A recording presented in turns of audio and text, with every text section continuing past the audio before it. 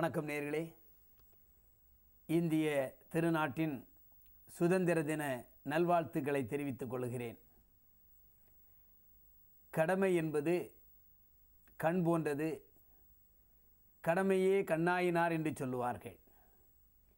நமக்கு கொடுத்த வேலைகளை அல்லது திட்டங்களை நாம் சரியாக செய்தால் அது நிச்சயமாக நமக்கு வெற்றியை தரும்.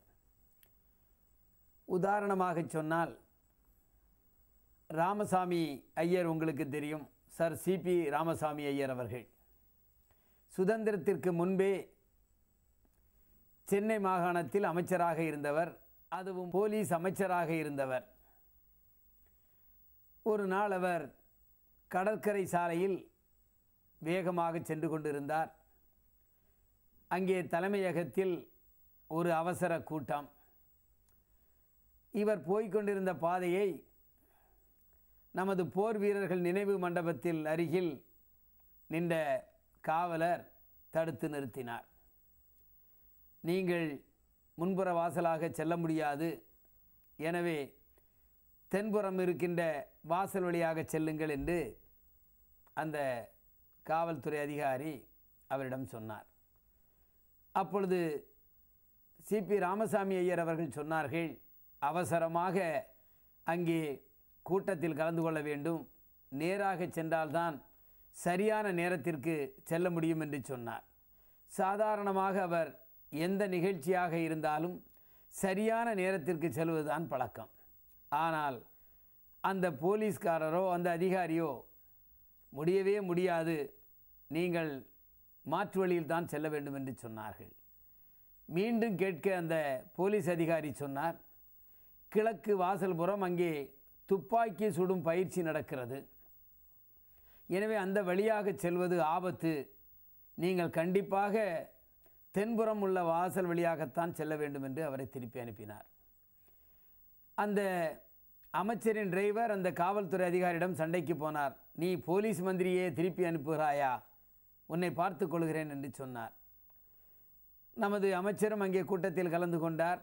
கூட்டம் முடிந்தவுடன் அந்த கூட்ட முடிவிலேயே உயர் போலீஸ் அதிகாரியை அழைத்து அந்த நினைவு மண்டபத்து பக்கத்தில், அந்த போர் வீரர்கள் நினைவு மண்டபத்தில் இருக்கின்ற போலீஸ்காரரை நன்றாக நீங்கள் அவருக்கு பதவி உயர்வு கொடுத்து அவரை வாழ்த்த வேண்டும் என்று சொன்னார். அதிகாரிகளுக்கு ஒன்றும் புரியவில்லை. ஏற்கனவே அவர்களுக்கு விஷயம் தெரிந்துவிட்டது. அவனுக்கு தண்டனை கிடைக்கும் என்ற நேரத்தில் அவனுக்கு பதவி உயர்வா என்று அவர்கள் ஆச்சரியப்பட்டார்கள். அதற்கு அமைச்சர் சொன்னார், கடமையை அவர் தவறவில்லை, கண்டிப்பாக மாற்றுப்பாதையில் தான் போக வேண்டும் என்று சொல்லி அவர் கடமையையும் நிறைவேற்றினார். அங்கே துப்பாக்கி சூடு நடக்கும் அந்த பயிற்சியையும் தவிர்ப்பதற்கு அவர் உதவி செய்தார். அப்படிப்பட்டவர்தான் நமது அரசாங்கத்தில் பணியாற்ற வேண்டும், பதவி உயர்வு கொடுங்கள் என்று சொன்னார்கள். ஆக கடமையை செய்த காவல்துறை அதிகாரி, அவர் அமைச்சராக இருந்தாலும் அதிகாரியாக இருந்தாலும் ஒன்றுதான், எனது கடமை முக்கியம் என்று கடமையே கண்ணாயினராயிருந்த அந்த காவல்துறை அதிகாரிக்கு பதவி உயர்வு கிடைத்தது. எனவே வெற்றி படிக்கட்டு நிகழ்ச்சிகள் சில நேரத்தில் நாம் பெரியவர்கள் வந்துவிட்டார்கள், நான் என்ன செய்வது என்று சொல்லக்கூடாது. ஆபத்து இருக்கின்ற இடத்தில் கண்டிப்பாக தடுத்து நிறுத்தியாக வேண்டும்.